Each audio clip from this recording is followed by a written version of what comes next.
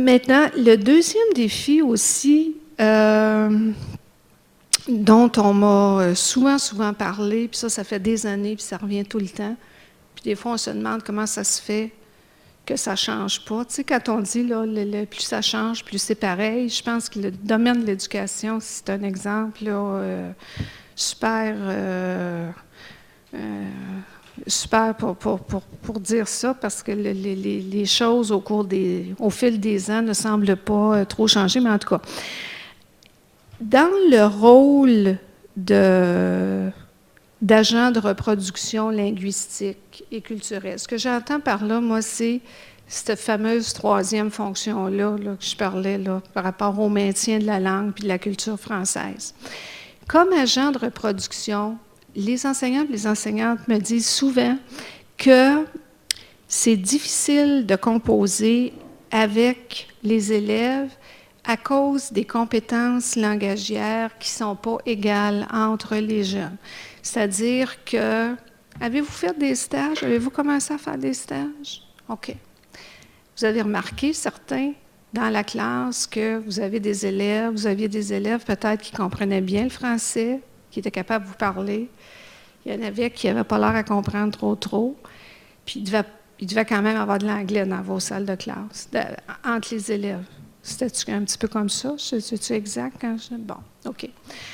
Alors ça représente un défi pour les enseignants et les enseignantes, parce que si les élèves n'ont pas tous sont pas tous au même niveau, au niveau du français, c'est pas juste une question non plus de parler français, mais c'est que les compétences langagières, ça aussi donne une idée de comment formaliser les idées, c'est tout en ça. Je ne suis pas linguiste, là, puis je ne prétends pas parler de ça sur un point de vue purement linguistique, mais quand même, la différence des compétences langagières fait que ça peut être difficile pour une enseignante ou un enseignant de faire son travail. Donc, c'est le défi, deuxième défi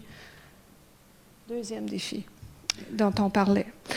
On me dit aussi souvent qu'on n'a pas les ressources nécessaires pour travailler dans ce type de situation-là. On dit aussi qu'on ne se sent pas toujours outillé. On n'a pas assez d'outils souvent pour travailler avec cette clientèle-là qui est tellement diversifiée à plusieurs points de vue. Et enfin, la grosse question, puis ça, j'espère qu'on aura l'occasion d'en discuter quand j'aurai fini, parce que ça, si vous pouviez me répondre à ça, là, vous feriez là, la femme la plus heureuse qu'on ne peut pas trouver sur la terre. La fameuse culture. Bon, les enseignants et les enseignantes, on est là pour reproduire la culture. C'est quoi la culture? C'est quoi la culture dans un contexte social ou un contexte culturel où on retrouve tellement de différences entre les gens? Alors, est-ce que c'est vraiment de la reproduction de culture qu'on fait, ou est-ce que c'est, dans certains cas, de la production de culture? Puis encore là, qu'est-ce qu'on veut produire comme culture? Alors, il y a beaucoup d'hésitation de la part des enseignants et des enseignantes. Essayez de garder ça en tête, l'affaire de la culture. Je vais revenir là-dessus parce que je pense que ça va être intéressant de vous entendre. OK? Là, dans toute bonne conférence, il faut toujours qu'on ait des points, pas des recommandations parce que c'est un bien grand mot, là, mais on a toujours, tu sais, il faut toujours dire un peu qu'est-ce qui pourrait être fait là, mieux.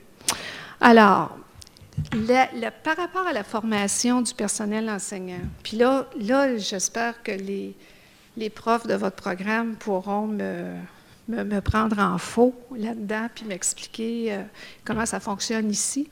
Mais, puis moi, mon expérience, comme je vous l'ai dit, c'est vraiment en Ontario, parce que c'est là que je fais ma recherche. Il semble pas, d'après ce que je peux voir, que dans les programmes de formation à l'enseignement, Bon, formation initiale, là, on peut le prendre au niveau de l'année de formation, comme dans ma tête, là, c'est aussi un bac en éducation, là. Comment on forme finalement pour enseigner dans les écoles.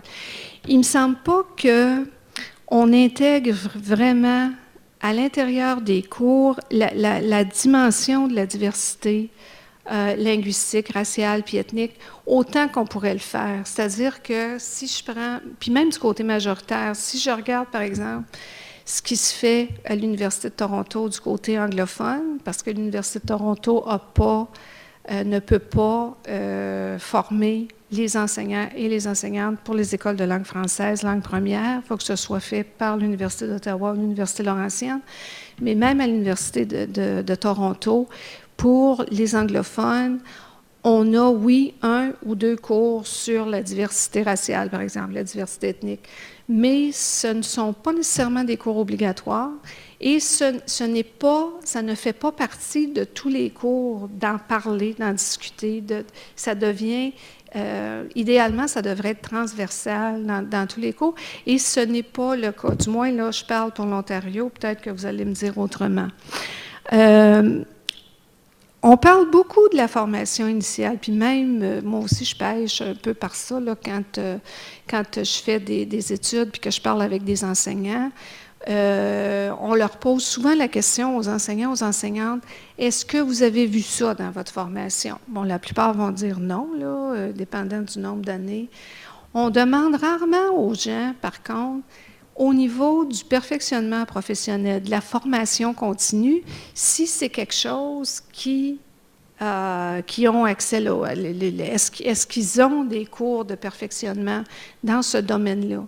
Et quand on regarde, quand on pose la question comme ça, souvent les enseignants, les enseignantes vont dire non, pas vraiment. Peut-être qu'on a eu une présentation d'1 heure ou pendant une journée pédagogique, mais il n'y a pas de plan de perfectionnement structuré. Moi, je suis très structurée. Puis je trouve que la structure, il n'y a rien de plus beau pour qu'on avance là, dans la vie, en tout cas. Et je trouve qu'à ce niveau-là, au niveau du perfectionnement professionnel, en tout cas, du moins, je parle pour l'Ontario, on ne semble pas être très structuré pour donner la possibilité aux enseignants et aux enseignantes de pouvoir se perfectionner dans ce domaine-là.